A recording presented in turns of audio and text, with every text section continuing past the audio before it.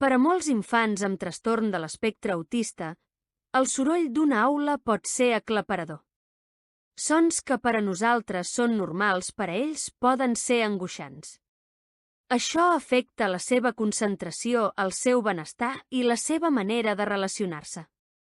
Com podem crear un entorn més tranquil i inclusiu?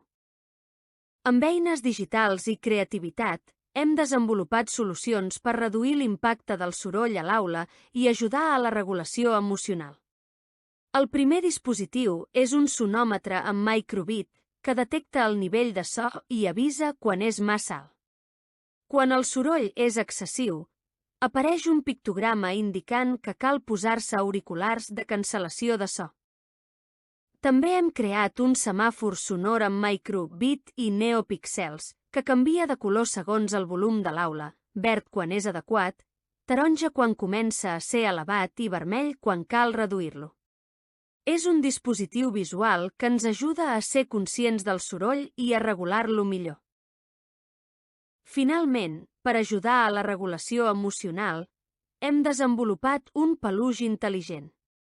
A l'interior del peluix hi hem incorporat una placa microbit programada amb intel·ligència artificial. Hem gravat molts moviments i els hem classificat segons siguin de rebuig o de calma.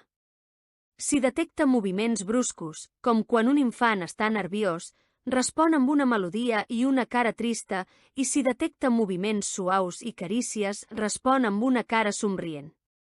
Aquest estímul sensorial ajuda l'infant a autorregular-se i tornar a un estat de calma.